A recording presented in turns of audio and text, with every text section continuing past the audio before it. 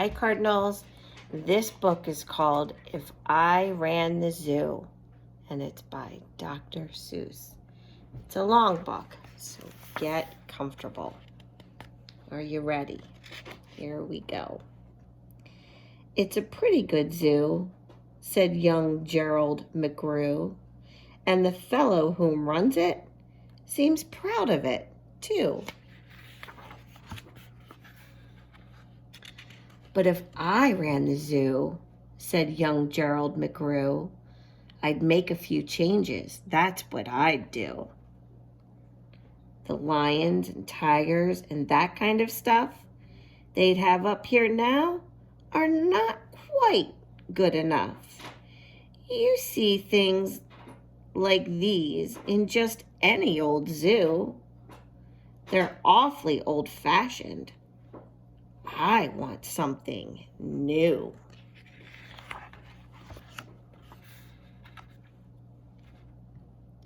So I'd open each cage. I'd unlock every pen, let the animals go, and start over again.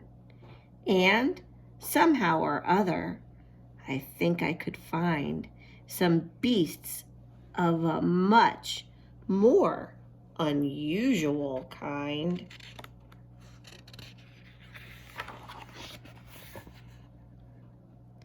A four-footed lion's not much of a beast. The one in my zoo will have 10 feet at least, 5 legs on the left and 5 more on the right. The people will stare and they'll say, "What a sight!" The zookeeper, new keeper Gerald's quite keen. That's the gold darnest lion I've ever seen.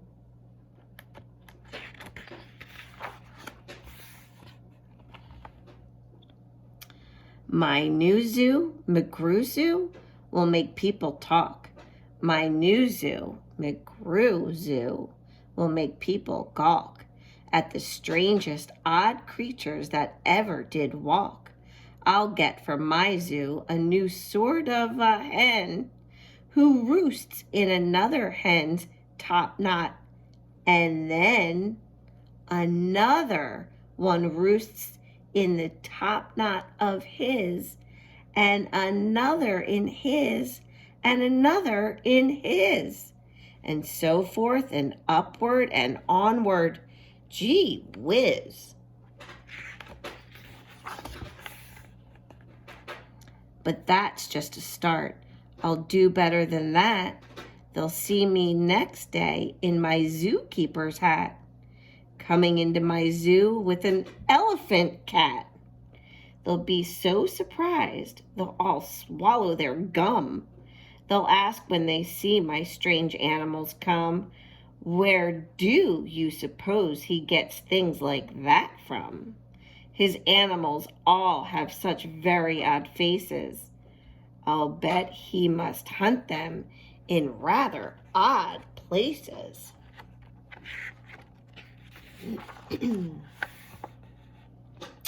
"And that's what I'll do," said young Gerald McGrew. "If you want to catch beasts you don't see every day, you'll have to go places quite out of the way. You'll have to go places no others can get to.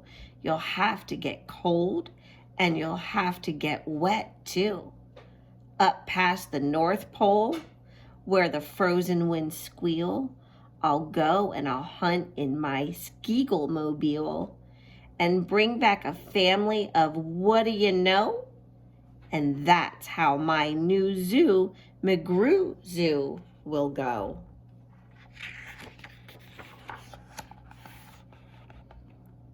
I'll hunt in the mountains of Zomba-Matant with helpers who all wear their eyes at a slant, and capture a fine fluffy bird called the bustard, who only eats custard with sauce made of mustard, and also a very fine beast called the flustered, who only eats mustard with sauce made of custard.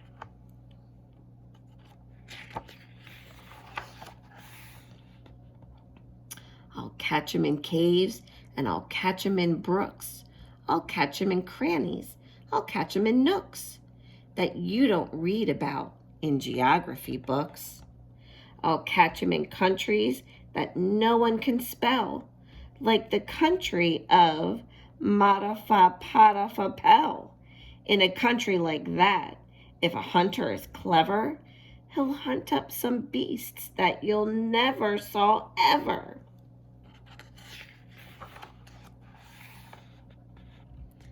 I'll load up 5 boats with a family of jotes whose feet are like cows but wear squirrel skin coats, and sit down like dogs but have voices like goats, excepting they can't sing the very high notes.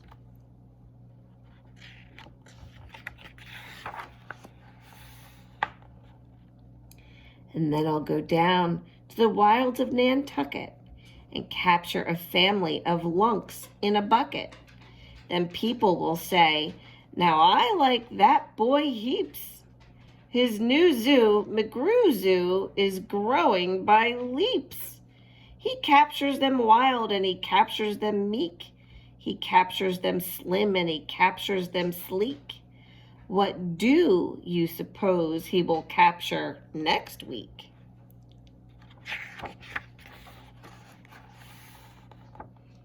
I'll capture one tiny. I'll capture one cute. I'll capture a deer that no hunter would shoot. A deer that's so nice he could sleep in your bed if it weren't for those horns that he has on his head. Look at those crazy horns.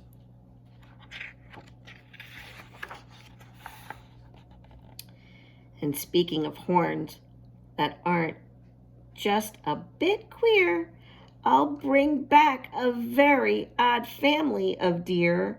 A father, a mother, 2 sisters, a brother, whose horns are connected from one to the other, whose horns are so mixed they can't tell them apart, can't tell where they end, and can't tell where they start. Each deer's mighty puzzled. He's never yet found if his horns are hers or the other way round. I'll capture them fat. I'll capture them scrawny.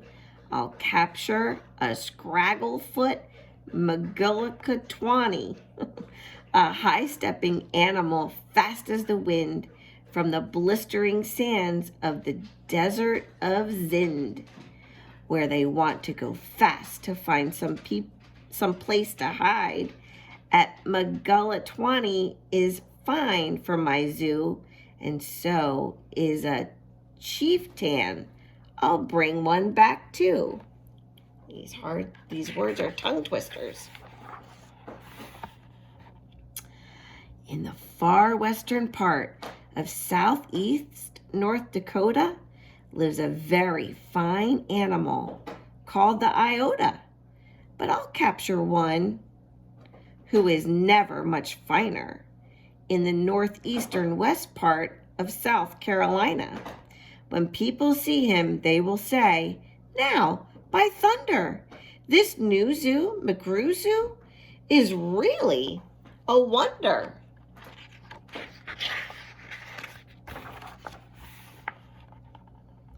Most beasts are quite friendly, but still, in some lands, some beasts are too dangerous to catch with bare hands. For those that are ugly and vicious and mean, I'll build a bad animal catching machine. It's rather expensive to build such a kit, but with it, a hunter can never get bit.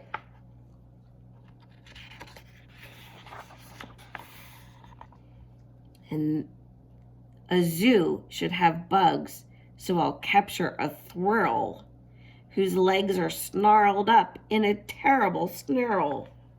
And then I'll go out and I'll capture some chugs, some keen shooter, mean shooter, bean shooter bugs.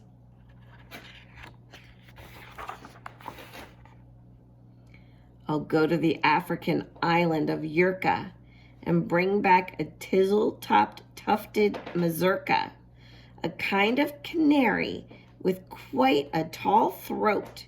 His neck is so long, if he swallows an oat for breakfast the first day of April, they say it has to go down such a very long way that it gets to his stomach the 15th of May.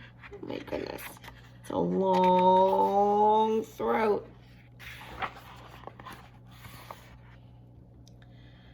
I'll bag a big bug who is very surprising, a feller who has a propeller for rising, and zooming around, making cross-country hops from Texas to Boston with only 2 stops.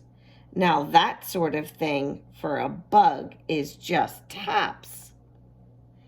And when I've caught him, the next thing you know, I'll go and I'll capture a wild tic-tac-toe with X's that win and with zeros that lose.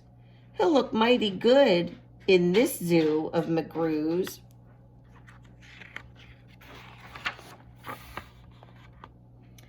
I'll bring back a gusset, a gherkin, a gasket, and also a gotch from the wilds of Nantasket.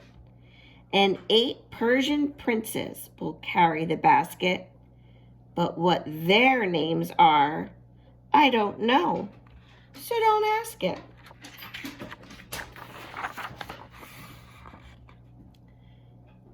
In a cave in Khatrum lives a beast called the Natch that no other hunter's been able to catch. He's hidden for years in his cave with a pout, and no one's been able to make him come out. But I'll coax him out with a wonderful meal that's cooked by my cooks in my cooker-mobile. They'll fix up a dish that is just to his taste.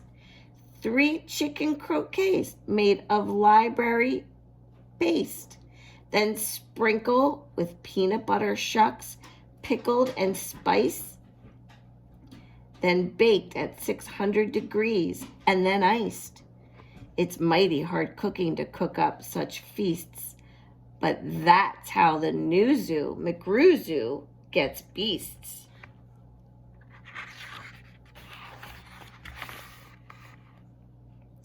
I'll go to the faraway mountains of Tobusk, near the river of Nabusk, and I'll bring back an abusk, a sort of a kind of a thingamabusk, that only eats rhubarb and corn on the kabusk.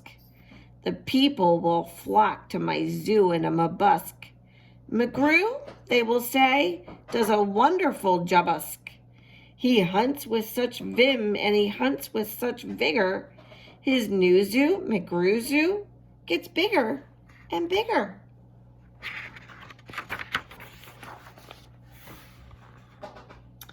And speaking of birds, there's a Russian Paluski, whose head ski is red ski and belly is blue ski. I'll get one of them for my Zooski McGrewski.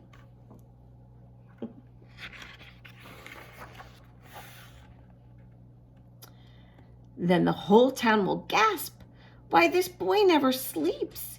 No keeper before ever kept what he keeps. There's no telling what that young fellow will do. And then, just to show them, I'll sail to Khatru and bring back an itkutch, a preep, and a prue, a nurgle, a nerd, and a seersucker too. Lots of made-up words. I'll hunt in the jungles of Hipponohungus and bring back a flock of wild Biponobungus. The Biponobungus from Hipponohungus are better than those down in Diponodungus, are smarter than those out in Nippononungus, and that's why I'll catch 'em in Hipponohungus. instead of those others in Nungus and Dungus. And people will say, when they see these bips bounding, this zookeeper, new keeper, simply astounding. He travels so far that you'd think he would drop. When do you suppose this young fellow will stop?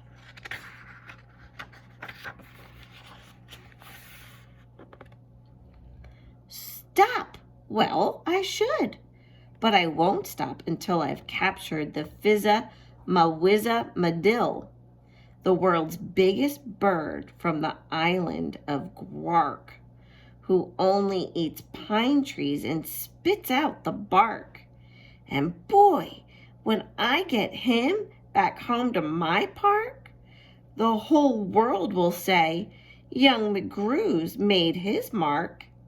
He's built a zoo better than Noah's whole ark. These wonderful, marvelous beasts that he chooses have made him the greatest of all the McGrewses.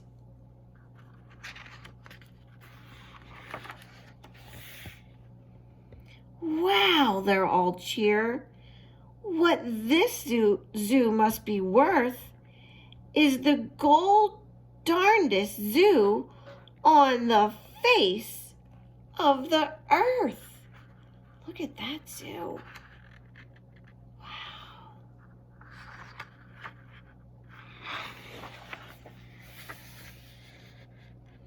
Yes, that's what I'd do, said young Gerald McGrew. I'd make a few changes if I ran the zoo. What would you do if you ran a zoo? Do you think you could come up with a special kind of animal to add to your zoo? Give it a try.